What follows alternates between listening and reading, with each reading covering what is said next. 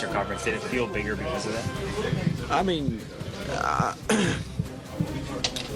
don't want to say it felt bigger because of, we're tied for fourth, but I think this was a big game for us in the sense of, how we lost the other night.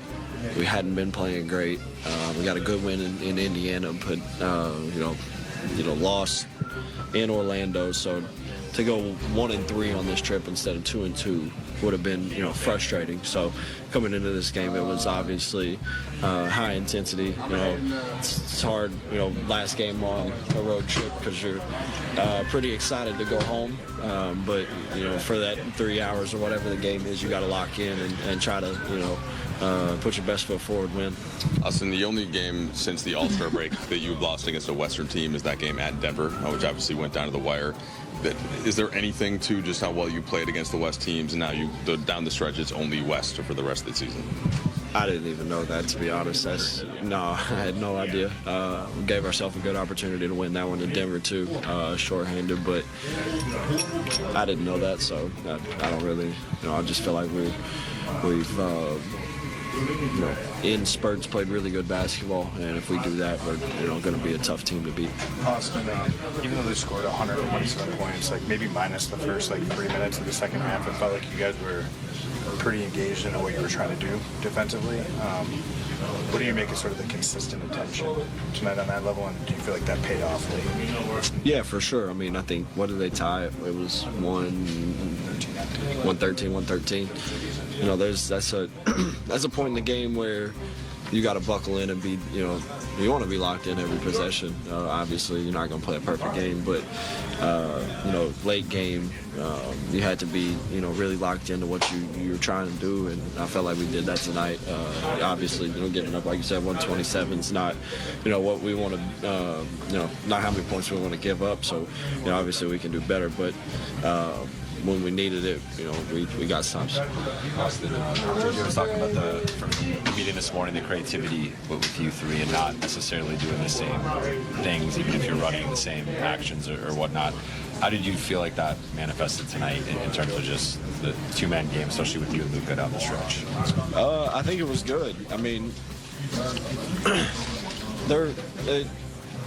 Brian and Luka are so good that they make my life easy.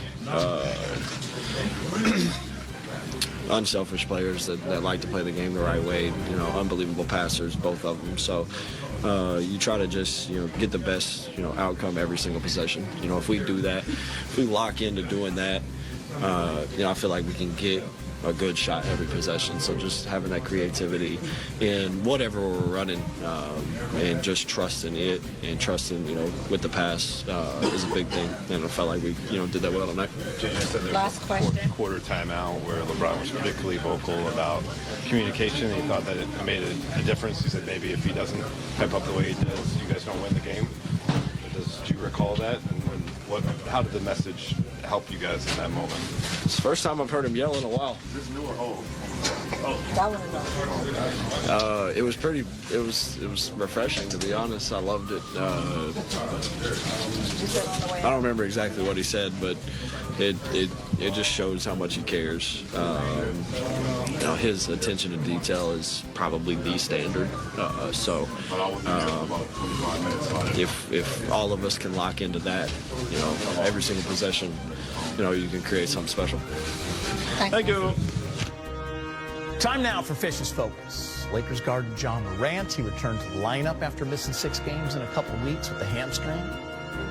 Got a new coach. Not sure you heard that, Derek.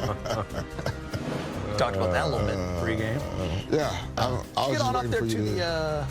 I was waiting for you to say Derek's Focus. Derek's Focus. I told you to get focused, and you did, Derek. Oh, man. No, this is, we may see this matchup in a few weeks, guys. John Morant, right? The head of the snake. You see here, Lakers giving a lot of space and not allowing Ja to bring that force on his drives. This time he is able to break through, but you see Jackson Hayes comes over, hands up. Could have been a foul. He turned a little bit, but all good. Again, space, right? Now you have the switch. same thing. Dalton spacing so that he can absorb the drive.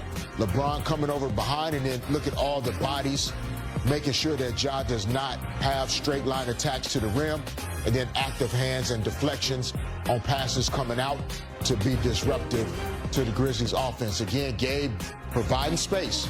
Don't let them get by. Switch here again by Dalton. Spacing, back up. LeBron all the way in, and then on the flight of the pass, closing out, forcing him to shoot a contested three. Now you got a battle on the boards, and then again. What did you make of just the emotional response, or not that you had emotion, but just from a loss like that at the buzzer to have a day kind of recoup and come out against a team that, you know, clearly desperate for a win after firing their coach? I mean, I feel like we were desperate for a win, so I didn't really give a damn about how they were. As far as the buzzer goes, I mean, we just won one the night before. Sometimes you lose them how you win them. You got to just charge that to the game. It's a lot of games in this season, so you know, we just had to come out with the right mentality. We knew we needed a win. We tried to close out this road trip the right way, playing for something bigger. We just try to get ourselves back on track. You got hot early. Just wondering, was there anything consistent about how you were getting those looks, like who was finding you and what spots you were trying to find? No, I think I was just being aggressive early. I think I got to the rim early. That always helps. And, you know, we were moving the ball well in that first half, and it found me. And I was, you know, being a shot aggressive, and I made some shots. It was helpful. Gabe, you mentioned kind of your team's desperation. It felt like maybe for the first time since you had all your guys back, you were able to put together kind of that 48 minutes of consistent sort of focus and intent. What did you kind of make of that tonight in terms of like a big game and being able to perform pretty consistently through all four quarters? Yeah, I mean, I wouldn't say it was perfect by any means, but we showed a good level of grit, especially down the stretch. You know, our third quarters historically haven't been the best, and this game it wasn't great either, but we found a way to rally within it and salvage it, and then we closed it in the fourth. It's obviously when you have three really dynamic on-the-ball players like you guys do in Austin, Luka, and LeBron, like there's going to be kinks to work out in terms of how that's going to go. But what did you make of kind of the way those three were able to play with and off of one another tonight? Yeah, I mean, I think they've done a really good job, you know, figuring it out. Obviously, it's a little more of a sample size now, but it's quick coming from the trade deadline, and you know, three guys that can dominate the ball and score at a very high level and play make at a very high level. They've done a really good job of playing off one another as well. Whether one of them are screeners or one of the ones spacing, two's on the floor, all three on the floor. You know, they've done a really good job of, you know, keeping winning the most important thing and finding ways to be effective. Gabe, you guys have, this was a big game in terms of the standings. Are you guys keeping an eye on that, or is the focus mostly on just hitting your peak level of play as we get closer to the playoffs? I mean, maybe at the beginning of the trip we had our eye on it, but, you know, we got to stay focused one game at a time right now. Gaucho Gabe, guys, this is a nice showing. 23 minutes, 15 points, 5 of 7 from the field, 4 of 6 from 3, 2 rebounds. He's always had that toughness.